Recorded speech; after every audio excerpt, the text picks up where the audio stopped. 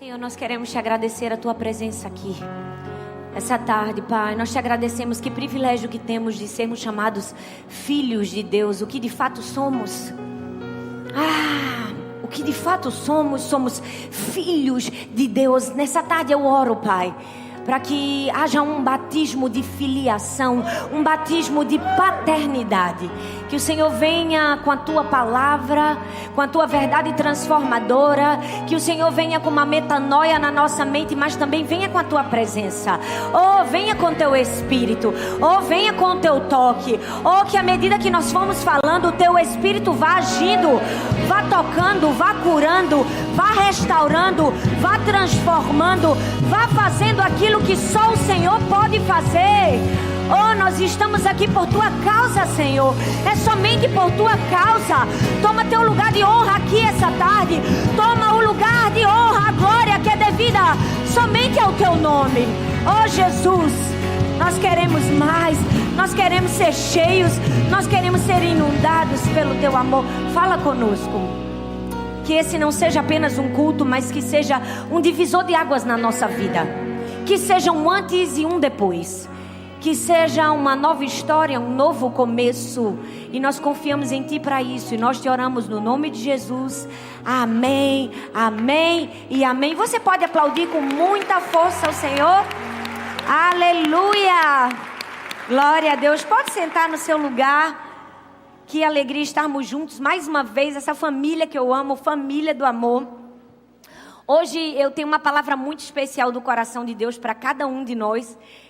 Nos últimos meses, se eu posso assim dizer, o Espírito Santo vem falando comigo muito a respeito de um tema: paternidade. Ele tem me ensinado, ele tem me dirigido, ele tem me exortado, ele tem me curado. E essa é parte do meu ministério de levar cura, transformação para a identidade, para a maneira de se ver em Deus. Então hoje eu quero ministrar uma palavra que se chama Crescendo no Deserto da Ausência Paterna, ou Órfãos de Pais Vivos. E antes de ministrar essa palavra muito forte na vida de um grande personagem da Bíblia, eu queria compartilhar um pouco da minha história com vocês, para que você entenda o porquê eu estou ensinando sobre esse tema. Eu sou a filha caçula, dá para ver que eu sou uma pessoa jovem. Eu sou a filha mais nova de cinco. A minha mãe teve 5 filhos. Dona Emília, o nome dela. E, gente, vamos falar a verdade. Porque a pessoa ter um filho hoje em dia é um trabalho. Vamos falar a verdade. Quem é mãe aqui sabe. Ter 2 filhos, gente, é quase que uma faculdade de como dividir o suco na mesma proporção. É ou não é? Mas ter 3, gente, eu posso dizer com todas as palavras, é quase uma missão de guerra.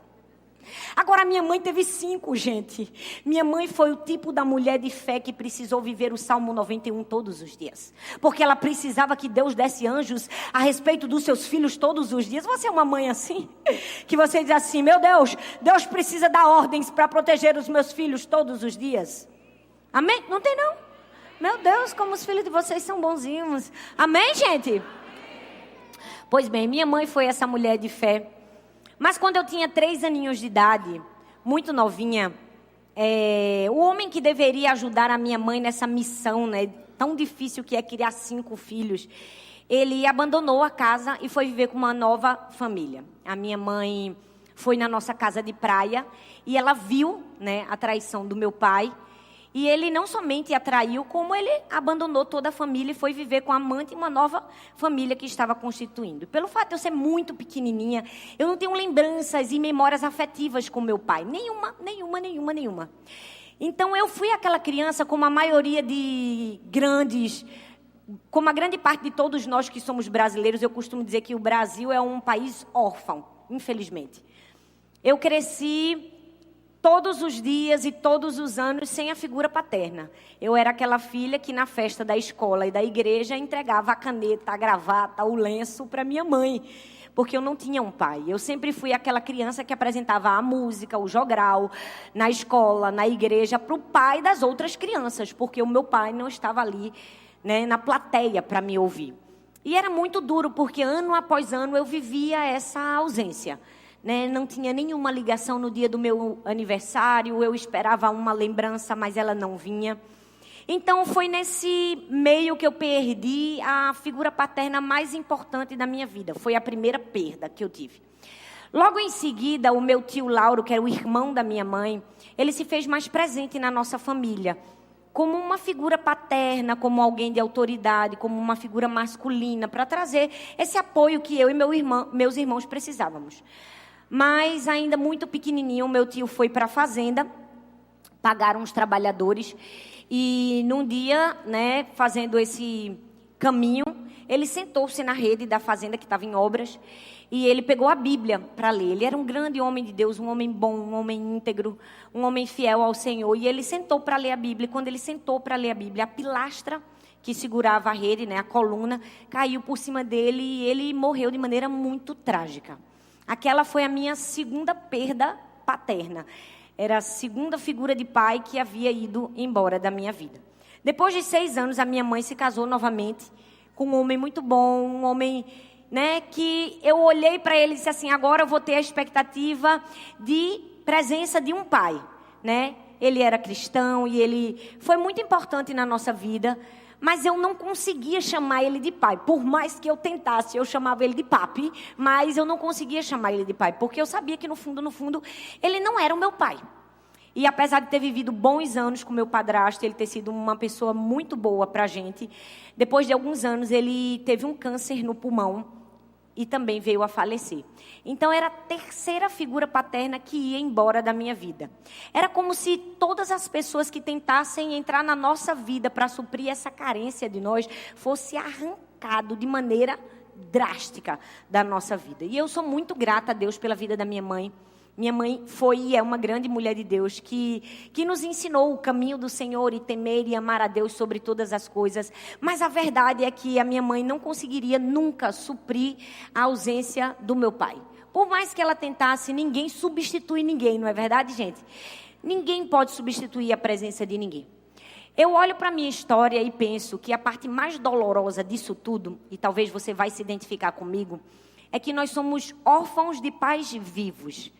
É uma orfandade que não foi por obrigação, é uma orfandade que foi por escolha. O pai escolheu deliberadamente sair da nossa vida. Escolheu deliberadamente não ser pai, porque ele quis. E hoje eu quero contar a história de uma pessoa que também viveu isso na Bíblia. O nome dele era Ismael. Nós vamos ver na história de Ismael dificuldades e lições para que a gente aprenda e para que a gente entenda a nossa filiação em Deus. É muito importante não somente a gente entender que passamos por dores e aflições, mas entender que há um caminho de cura para a gente. Há um caminho de restauração. Amém, gente? Amém, gente? Glória a Deus. A Bíblia diz em Gênesis capítulo 21, do verso 12 ao verso 20, diz assim: Mas Deus lhe disse, não se perturbe por causa do menino e da escrava. Atenda tudo que Sara lhe pedir, porque será por meio de Isaque, sua descendência, que há de ser considerada. Mas também do filho da escrava farei um povo, afinal ele é o seu descendente.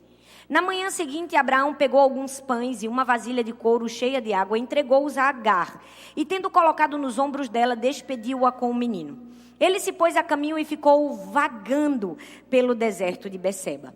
Quando a água acabou da vasilha, ele deixou o menino debaixo de um arbusto e foi sentar-se perto dali, à distância de um tiro de flecha, porque pensou, não posso ver o menino morrer. Sentado ali perto, começou a chorar e Deus ouviu o choro do menino e o anjo de Deus no céu clamou e disse, Agar, o que a aflige? Não tenha medo. Deus ouviu o menino chorar. Lá onde você o deixou, levante-se, pegue o menino pela mão, porque dele farei um grande povo. Então Deus lhe abriu os olhos e ela viu uma fonte. Foi até lá, encheu de água a vasilha e lhe deu de beber ao menino. E Deus estava com o menino e ele cresceu, viveu no deserto e tornou-se flecheiro. Essa é uma típica história parecida com a de muitos aqui. Uma pessoa se precipita, toma decisões erradas, peca, erra. Uma família é repartida no meio e um filho cresce em meio a esse cenário sem culpa de nada. A Bíblia conta a história de Ismael. Ismael foi uma criança que cresceu no meio dessa escassez, desse enxame de problemas. O primeiro cenário que a gente vai ver na vida de alguém que experimenta a orfandade é exatamente isso.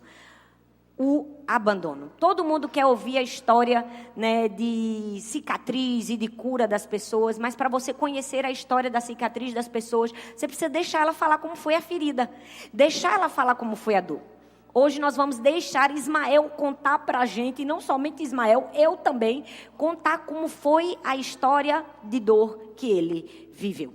Abraão e Sara não poderiam ter filhos, esse era um primeiro problema, um problema do casal. Mas Deus prometeu que daria a eles um filho biológico. Só que eles resolveram não esperar, se precipitaram e nasceu Ismael. Um segundo problema que não tinha nada a ver com Ismael. Ele não tinha culpa nem de Abraão e Sara não poderem ter filhos, também não tinha culpa de eles terem se precipitado. E por fim, Abraão não soube gerir a tensão entre Sara e sua escrava. E pela terceira vez, mesmo sem culpa, ele precisou ouvir do seu próprio pai: vocês vão embora daqui. Sim, Ismael foi mandado embora para o deserto. Eu não sei o que se passou na cabeça daquele jovem, mas eu posso pensar e dizer a você, com certeza ele experimentou uma dor muito grande. Porque ser abandonado pela figura paterna gera dor. A ciência prova isso. Que a mesma área do cérebro que é ativada quando a gente sente dor física, como um corte, como um trauma, como uma fratura, é ativado quando a gente é rejeitado. E foi exatamente isso que Ismael experimentou. Mas eu quero chamar a atenção a você a várias facetas do texto, a vários momentos do texto e quantas lições tão preciosas ela nos ensina. O primeiro diz assim, ó, na manhã seguinte, fala comigo, na manhã seguinte. Não, gente, vamos falar com vontade? Na manhã seguinte. Abraão pegou alguns pães e uma vasilha de couro cheia de água e entregou-os a Agar. E tendo colocado nos ombros, despediu-a com o menino. Você percebeu que no momento em que Sara não aceita mais a presença de Ismael dentro de casa, ela pede a Abraão que o abandone no deserto. E ele faz isso quando? Na manhã seguinte. Ele não pensa, ele não pondera, ele não espera, ele simplesmente abandona aquela criança no deserto na manhã seguinte. Agora eu quero que você se lembre quem era Abraão. Abraão era um homem rico, cheio de terras, cheio de posses, muito dinheiro. Ele não somente abandona na manhã seguinte, ele abandona com o quê? Com alguns pães e um odre de água. Apenas um odre de água. Eu fico imaginando o coitado de Ismael. Ele deve ter pensado, meu pai tinha tudo e me entregou apenas migalhas. Todo mundo que já sofreu com a ausência paterna em algum momento já ouviu essa frase na sua mente, só que de uma outra maneira. Meu pai tinha tudo, mas me ofereceu apenas migalhas. Meu pai tinha todo o tempo e me ofereceu apenas migalhas. Meu pai tinha todo o amor, me ofereceu apenas migalhas. Mas eu vim aqui essa noite para te dizer que se o teu pai terreno te ofereceu apenas migalhas, o teu pai celestial oferece um banquete para você. Eu amo que o nosso pai celestial nos oferece um banquete. Ele nos convida a sentar à mesa e não somente nos convida a sentar à mesa, ele serve o nosso prato preferido. Porque ele nos conhece, ele é o nosso pai. Ele senta, ele ouve as nossas histórias, ele não se cansa de ouvir as nossas histórias, porque ele é a figura perfeita de pai. O texto diz, na manhã seguinte, ele recebe apenas alguns pães e um pouco de água em um odre de vasilha. Mas perceba também que o texto diz uma outra coisa. O texto diz que Abraão colocou nos ombros de Agar. Nos ombros de Agar. Eu leio esse texto e percebo que um pai que abandona uma família faz a mesma coisa. Ele coloca nos ombros de outro a responsabilidade que era dele. E talvez você pode estar pensando, pois é, aconteceu isso comigo. O meu pai colocou nos ombros da minha mãe a responsabilidade que era dele. Minha mãe teve que ser mãe, pai, tia, avó, provedor, teve que ser tudo. E isso também aconteceu na minha vida. Nos ombros de minha mãe foi colocada a responsabilidade que não era só dela. Mas deixa eu te falar uma coisa. A gente pensa que fica só nos ombros de alguém. Na verdade, o filho sente o peso da responsabilidade. Mesmo não tendo sido colocado nos ombros dele, ele vai sentir o peso. Ele sente o peso, ele carrega. Por quê? Porque todo órfão de pai, ele carrega um peso. E entre os muitos pesos que ele carrega, um deles é o peso da culpa. Por quê? Porque ele se sente tão frustrado pelo pai ter ido embora. Ele disse assim, que culpa tenho eu? O que foi que eu fiz para o meu pai me abandonar, para o meu pai ter ido embora? Eu imagino Ismael pensando,